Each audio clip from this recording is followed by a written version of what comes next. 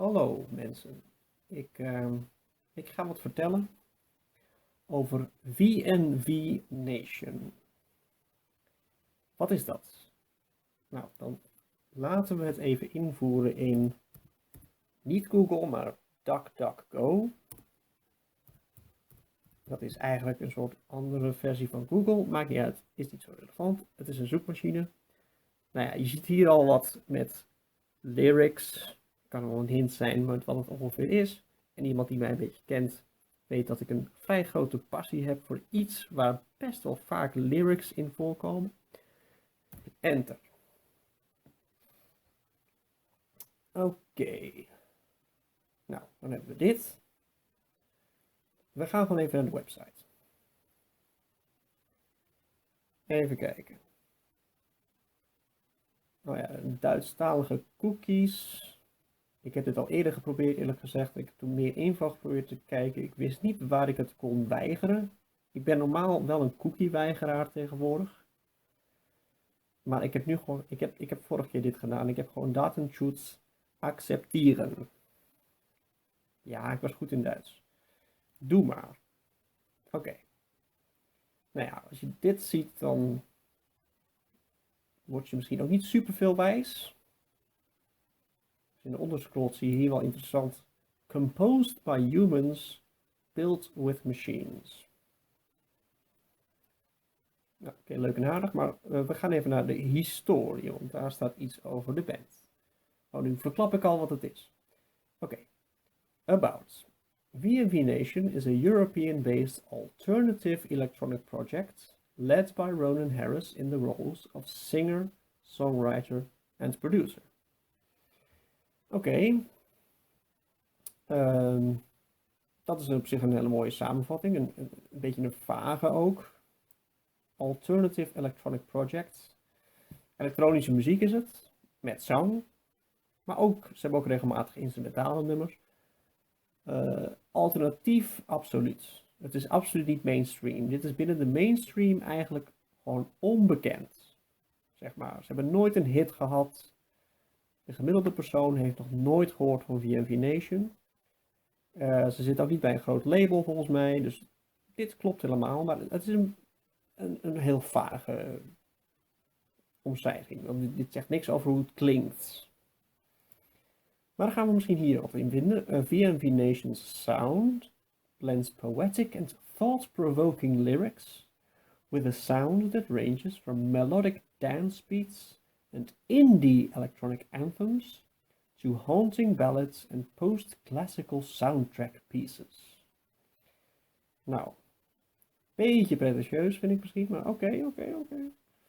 The live shows are legendary for their energy and positive emotion, drawing a devoted fan base from across the musical spectrum to sold-out tours and headline appearances at festivals in Europe and America. Ze zijn wel enigszins succesvol aan het worden voor hun doen.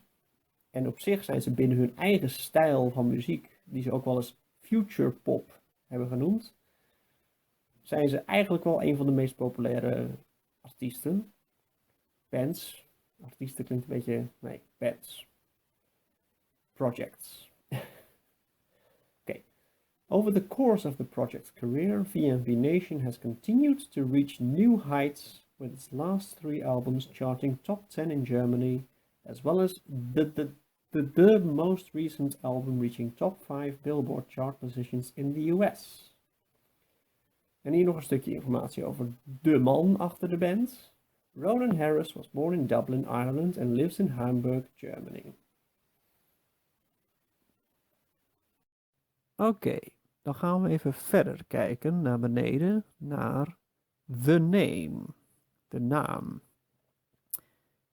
Ik praat nu iets meer in de microfoon trouwens, want ik hoop dat het geluid iets beter is dan. We zullen het merken. Oké, hier staat: one of the most frequently asked questions is what the letters VNV stand for. They stand for victory, not vengeance. The meaning behind this stylized motto is that one should strive to achieve, not sit in bitter regrets. Op zich vind ik dat interessant, want je ziet dat niet zo heel vaak dat een band een motto heeft in hun naam min of meer verwerkt. Dus ja, dat is interessant. Maar toch heb ik alweer een beetje een haat-liefde verhouding met die naam Victory Not Vengeance in verhouding met het motto One should strive to achieve, not sit in bitter regrets. Je moet ervoor gaan, je moet streven naar achievements. Ja, je moet proberen doelen te bereiken. Ja, ik zit even te zoeken naar, wat is nou het woord achievements? Ik ben echt helemaal even, ik ga heel even naar Google Translate.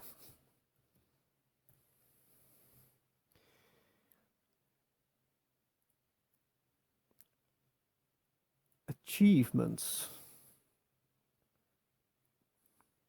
Als we dit nou eens gewoon in Google Translate gooien, ben ik gewoon benieuwd naar. Kopiëren. Plakken. Men moet er naar streven om te bereiken, niet in bittere spijt zitten. Ja, ik heb het idee dat er wel iets lost in translation is geraakt nu. Ik heb het idee dat deze zin niet helemaal grammaticaal lekker is. Men moet er naar streven om iets te bereiken.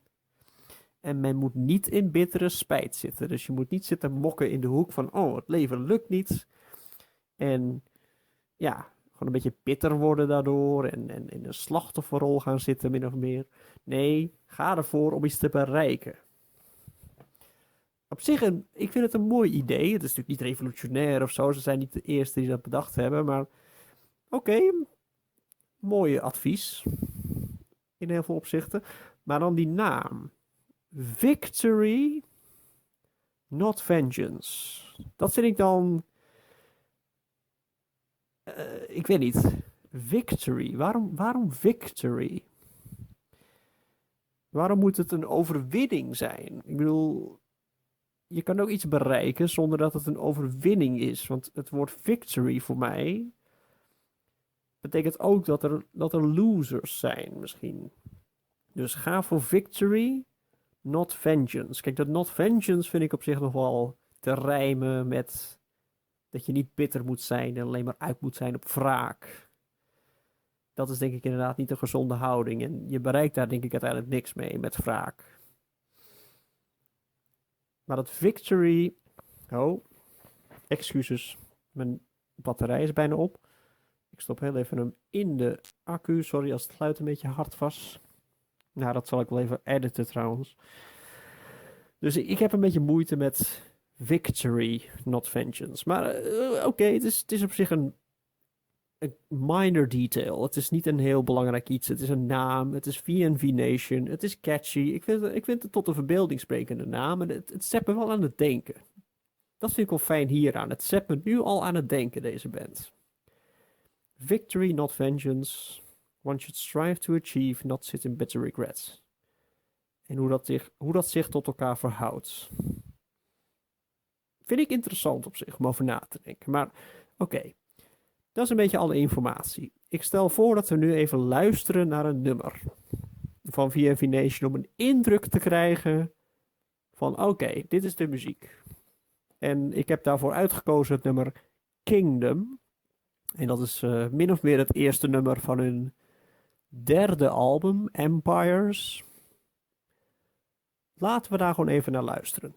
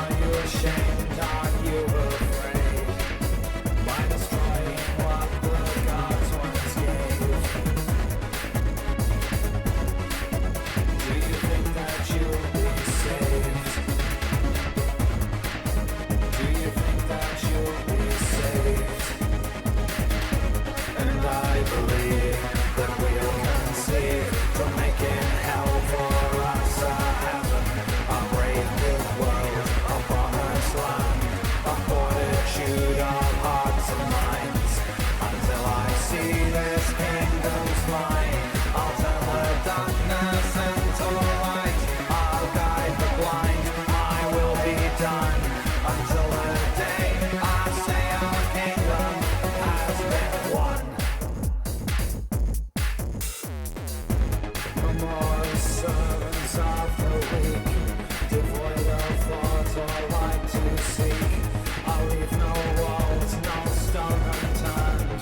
Every tower must be razed to the dust from which it came.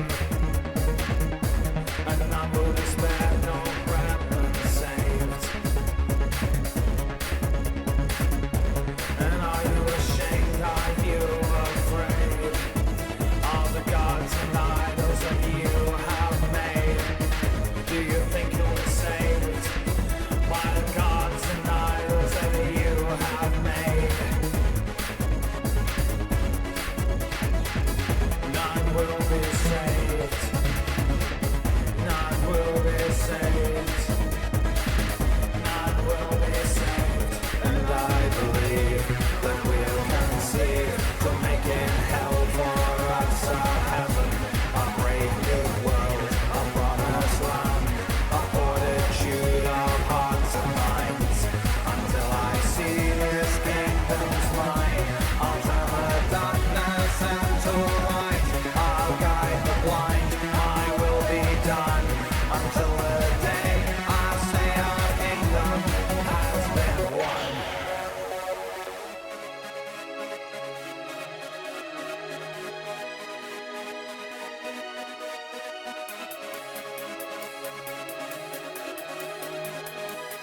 Do you think that you'll be saved?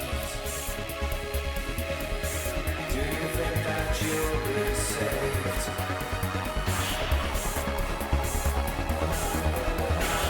None will be saved.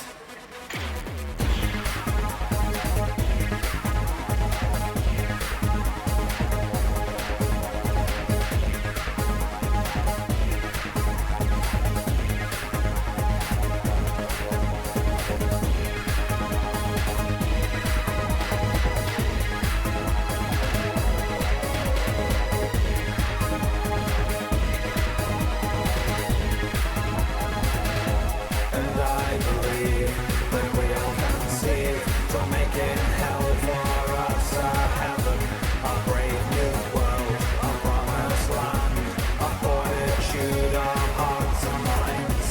Until I see this kingdom's mine, I'll turn the darkness into light. I'll guide the blind. I will be done until the day I say our kingdom has been won.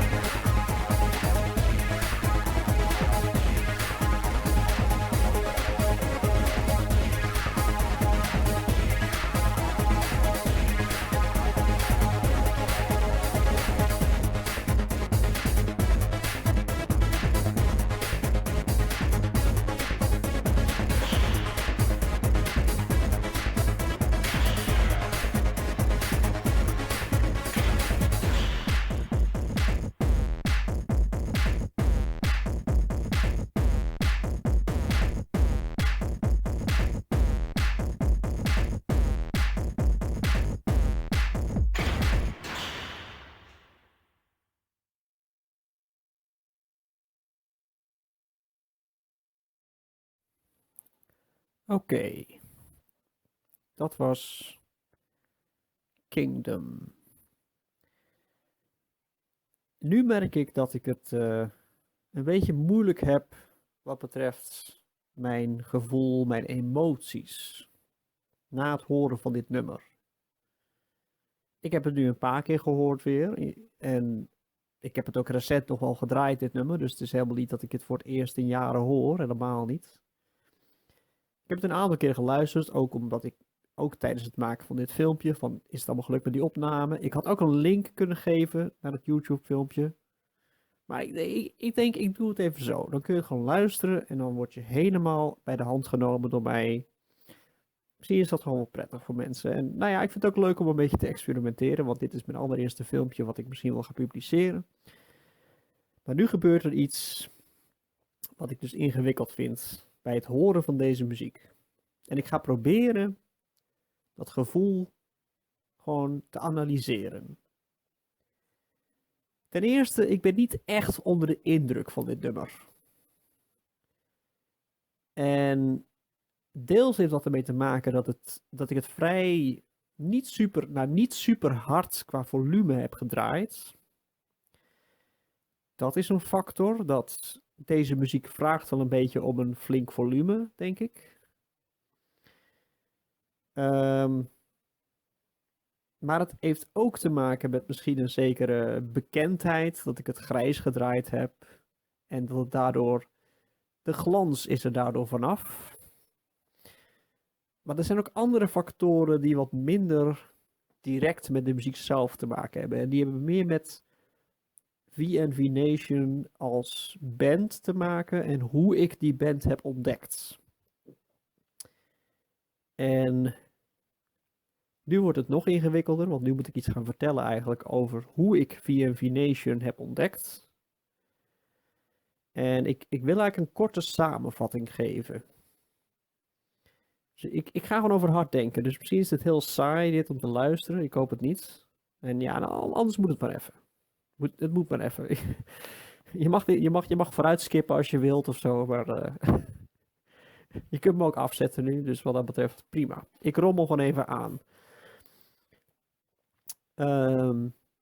Deze band ben ik gaan luisteren op aanraden van iemand waar ik zeer van onder de indruk was. Iemand die ik op een voetstuk had staan. Het was iemand die ik tegen was gekomen op een forum. En ik ken hem helemaal niet persoonlijk. Het is een jongen uit Amerika.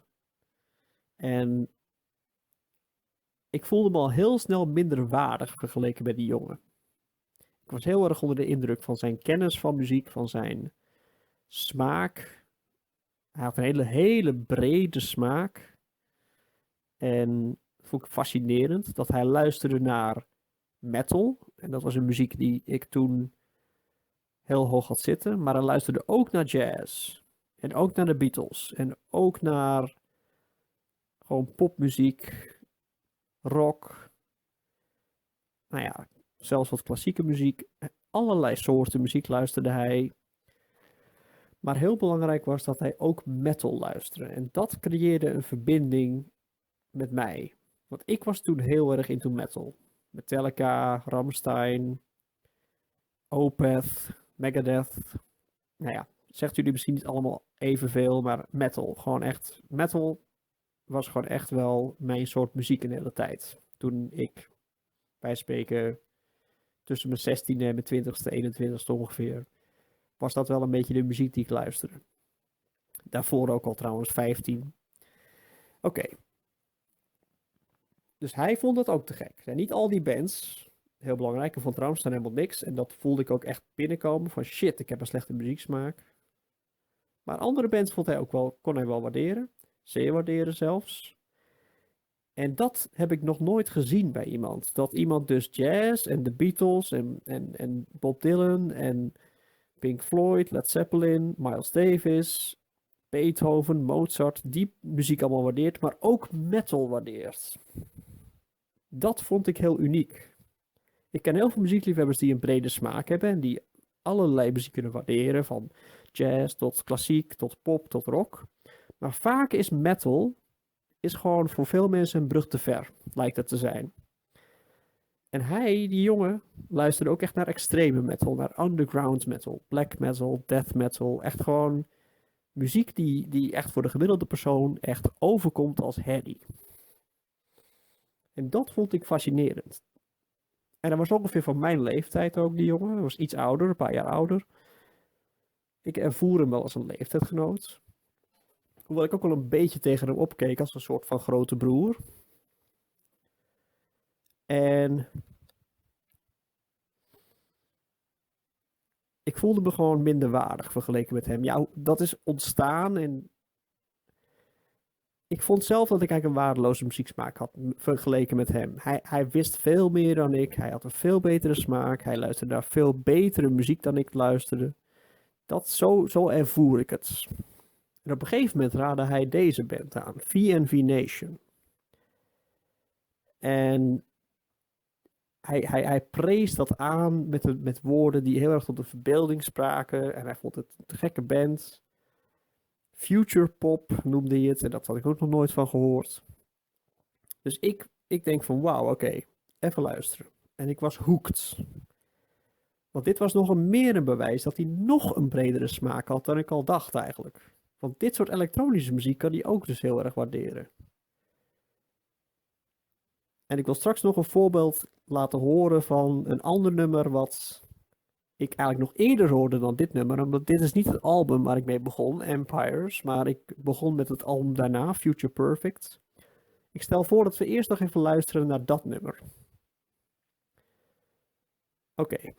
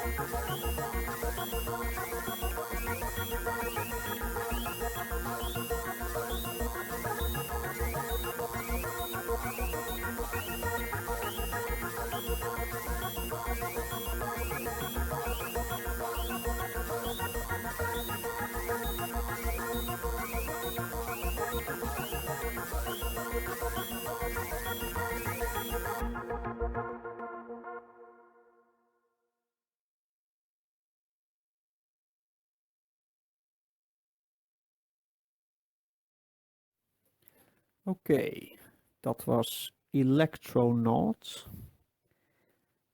Dat is het derde nummer. Ja, eigenlijk zie ik het als het tweede nummer. En dat komt omdat V&V Nation albums hebben altijd een intro nummer. Dus ja, als je het met het intro meetelt, is het het derde nummer. De derde track op een cd. Maar in ieder geval, dit is een instrumentaal nummer dus. En ik moet zeggen, nu heb ik dit ook weer even geluisterd. En iets harder gedraaid. En hier kon ik iets meer van genieten dan van Kingdom nu. En dit nummer heb ik altijd wel hoger gehad dan Kingdom, denk ik. Ik moet er een beetje op letten dat ik goed articuleer trouwens. Ik luister mezelf terug en ik vind mezelf niet altijd even duidelijk praten. Maar ik wil ook weer niet overdreven articuleren. Dat is misschien ook een beetje overdreven, maar ik hoop dat het duidelijk is. Ik hoop dat het een beetje verstaanbaar is. Verstaanbaar is. Oké. Wat ik dus te gek vind aan dit nummer, in relatie tot die jongen, is dat dit nummer dus heel duidelijk van die trance-achtige synthesizers gebruikt.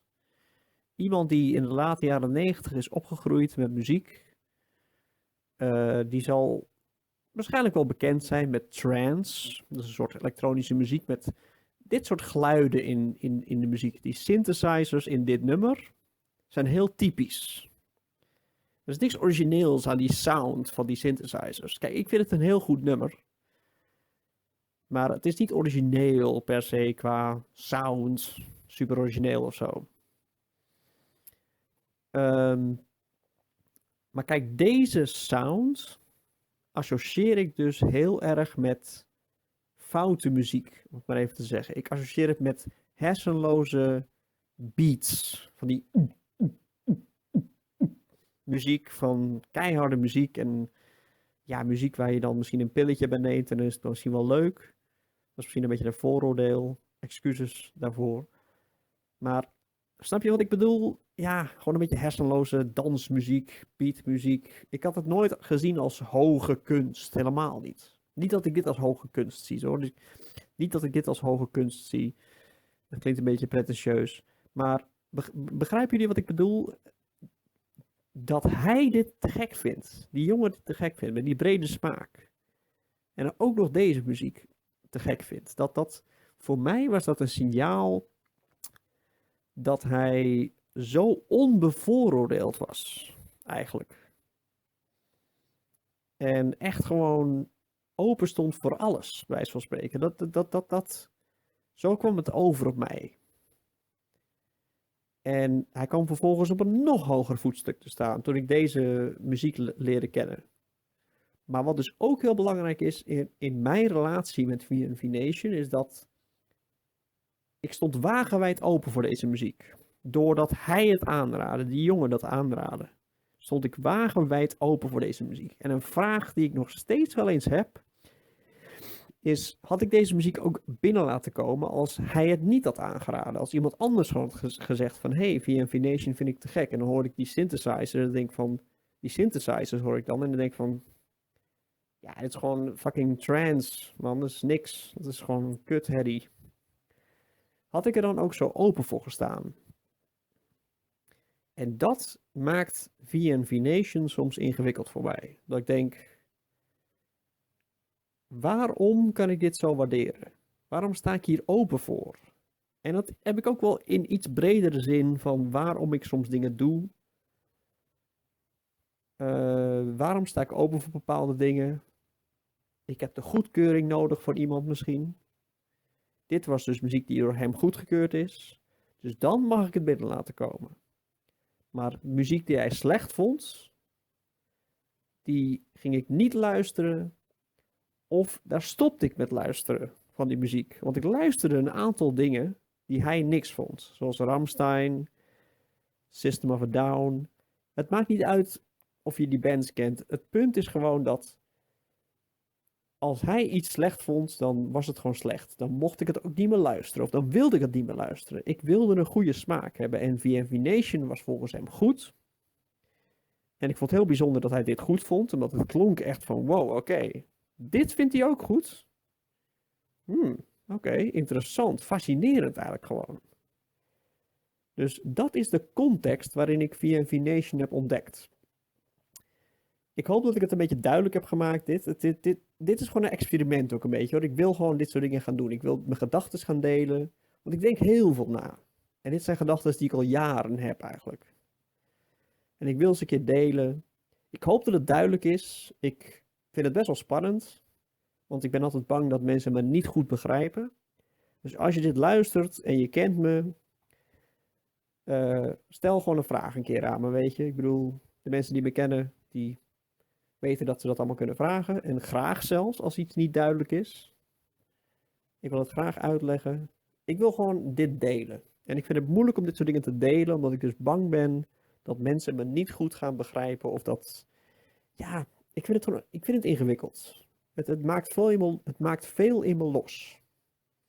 Vaak. Nu valt het op zich wel mee. Ik voel me nu redelijk rustig. Dus daar ben ik heel blij mee. Maar het maakt veel in me los. Fijn, ik wil dit soort dingen gewoon gaan delen. En ik denk dat ik het wel ga publiceren op YouTube. Dus ook mensen die mij niet kennen. Wees welkom. Ik heb nog nooit mijn naam gezegd zelfs. Ik heb nog helemaal niet mijn naam gezegd. Maar mijn kanaal heet ook waarschijnlijk hetzelfde als dat ik heet. Of misschien wel niet eigenlijk. Nou, ik ben Henk in ieder geval. Ik ben Henk. Ik ben nu 34 jaar. En ik woon in Nederland. Nou ja, dat weten de mensen die mijn taal verstaan, weten dat waarschijnlijk wel. En andere mensen kunnen dit waarschijnlijk niet verstaan. Dus, nou ja, wees welkom iedereen. En ben benieuwd wat jullie ervan vinden. Laat iets achter, een commentaar en misschien zou ik het kijken. Ik moet even kijken hoe ik me voel, want ik kan ook heel sociaal schuw zijn en me kwetsbaar voelen. Dus geen garanties, maar ik hoop dat je het in ieder geval een interessante video vond. En ik hoop hier wel mee verder te gaan. Gewoon mijn gedachten delen over dingen waar ik een passie voor heb. Dat is een beetje het doel. Oké, dankjewel voor het luisteren. En ja, en misschien tot de volgende keer. Doeg!